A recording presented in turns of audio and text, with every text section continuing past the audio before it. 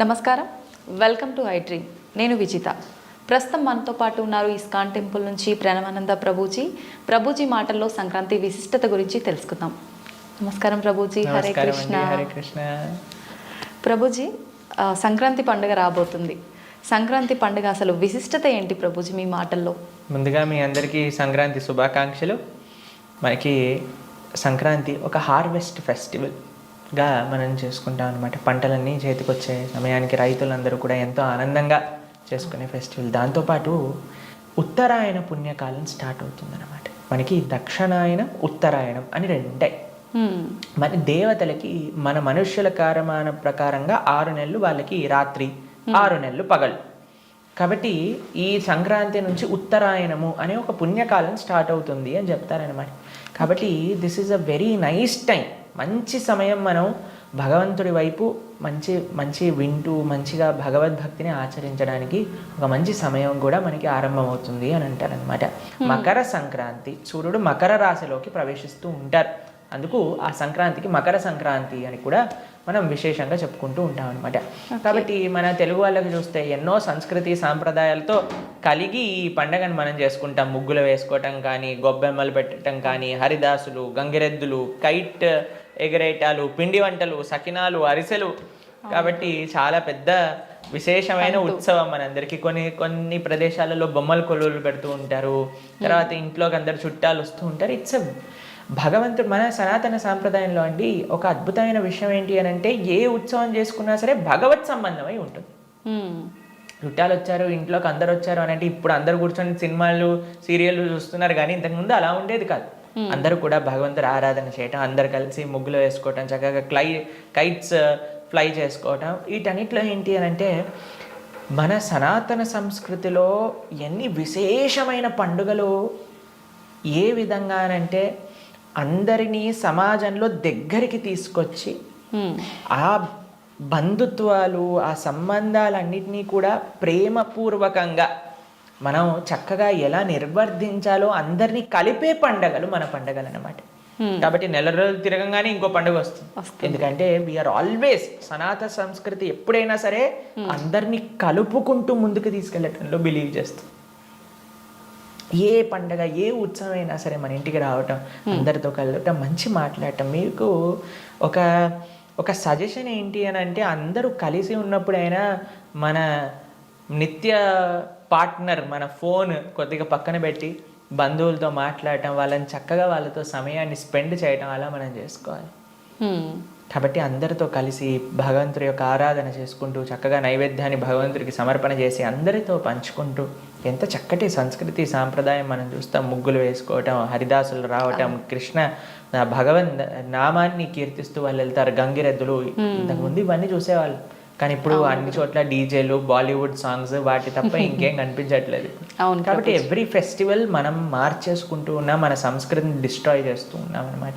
అలా కాకుండా అట్లీస్ట్ ఇలాంటి ట్రెడిషనల్ ఫెస్టివల్స్ వచ్చినప్పుడు మన ట్రెడిషన్స్ వైపు మనం వెళ్ళడానికి ప్రయత్నం చేద్దాం. Traditional clothing, traditional music, traditional food, in the sense everything should be traditional. అప్పుడే మనం కాపాడుకున్న వాళ్ళం అవుతాం ఈ సంస్కృతి సాంప్రదాయాలన్నింటినీ కూడా.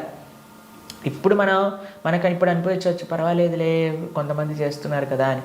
కానీ నెక్స్ట్ జనరేషన్ అప్పటికి సంక్రాంతి ఉండాలి, అప్పుడుకి హరిదాసులు ఉండాలి, అప్పటికి గంగిరెద్దులు ఉండాలి, అప్పటికి ముగ్గులు ఉండాలి, అప్పటికి గొబ్బెమ్మలు ఉండాలి, అప్పుడు కైట్స్ ఒక్కటి ఉంటుందండి. ఎందుకంటే మన వాళ్ళ ఏమంటాను దీన్ని, ఒక ఆనందం, ఎంజాయ్మెంట్ కదా, అందుకోసం. కాబట్టి just don't keep things which gives you happiness, but we should also strive to keep our culture alive. కాబట్టి మనం కూడా మన సంస్కృతి సాంప్రదాయాలు ఎంత వీలైతే అంత సంరక్షించడానికి ప్రయత్నం చేస్తూ ఉందాం. 10 మంది కలిసినప్పుడు మంచిగా మాట్లాడడానికి, మంచి విషయాలు మాట్లాడుకోవడానికి, మంచిగా మన సంబంధములు గట్టిగా ఏర్పరచుకోవడానికి ఒక మంచి ఆపర్చునిటీ.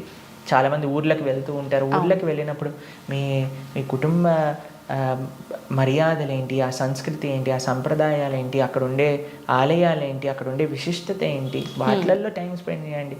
హైదరాబాద్లో ఉన్నప్పుడు మేము సినిమానే చూస్తాము, ఊరికి వెళ్ళినప్పుడు కూడా మేము సినిమానే చూస్తాం.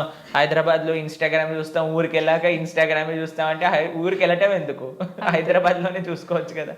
అవును ప్రభుజీ. కాబట్టి ఎక్కడికి వెళ్ళినా సరే we should be experiencing that moment. Right. కాబట్టి అది ఎప్పుడైతే మనకు వస్తుందో అప్పుడు I think we will make a good change in the society. కాబట్టి సంక్రాంతి పండుగ, దీపావళి పండుగ, దసరా పండుగ, ఇవన్నీ పండుగలు ఎందుకు అని అంటే మనందరినీ భగవంతుడితో జోడించడానికి, అందరూ కలిసి భగవంతుడి దగ్గరికి ప్రయాణించడానికి అన్నమాట. కాబట్టి అన్ని పండుగలలో భగవత్ సంబంధం, మన బంధుమిత్రుల భాగవత సంబంధం, ఇది సనాతన సాంప్రదాయం, ఇది హైందవ ధర్మము అని అంటే అందరినీ కలుపుతూ భగవంతుడి వైపు ప్రయాణం. అది ఏ పండగైనా సరే ఇదే కోర్ ప్రిన్సిపల్ అనమాట. నిజంగా చాలా మంచి సందేశం ప్రభుజీ. చాలామంది మీరు అన్నట్టుగా ఫోన్లు, ఫేస్బుక్లు, ఇన్స్టాగ్రామ్లు, టీవీలు, ఏ కొత్త ప్రోగ్రామ్ వస్తుందా టీవీ ముందు కూర్చొని చూద్దాము అనే పోకడలోనే ఉన్నారు. కానీ మీరు అన్నట్టుగా ఫ్యామిలీతో టైం స్పెండ్ చేద్దాము అనే ఆలోచన చాలా తక్కువ మందిలో ఉంది ప్రభుజీ. టైం స్పెండ్ చేస్తున్నా సరే సెల్ఫీలు తీసుకొని అప్లోడ్ చేయడంలోనే ఉందన్నమాట. కాబట్టి కొద్దిగా సెల్ఫీలు తక్కువ చేయండి, తర్వాత ఆ సెల్ఫ్ని అక్కడ ఇవ్వడానికి ప్రయత్నం చేయండి. ఈ సంక్రాంతి నుంచి మనం ప్రారంభం చేయొచ్చు. ఈ సంక్రాంతి ఇంకొక విశేషమైన విషయం ఏంటి అని అంటే, మన రాముడు 500 సంవత్సరాల తర్వాత ఆయన ఆలయంలోకి పునఃప్రవేశం చేస్తున్నారనమాట. కాబట్టి మనందరం కూడా ఈ ఇయర్ నిజంగా మనకి చాలా హ్యాపీ ఇయర్.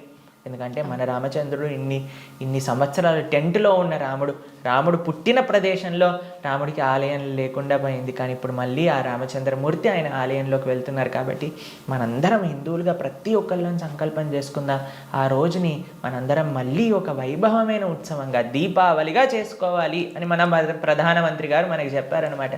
కాబట్టి చక్కగా మనం ఉత్సవంగా చేసుకుందాం, రామాయణాన్ని తప్పకుండా విందాం, రాముడిని కేవలం ఆలయంలో కాకుండా మన హృదయాల్లో స్వాగతించే విధంగా మీరందరూ కూడా మన ఛానల్లో 16వ తారీఖు నుంచి ప్రణవానంద దాస్ ఛానల్లో రామాయణం ప్రతిరోజు ప్రొద్దున మనం చెప్పుకుంటున్నాం అనమాట.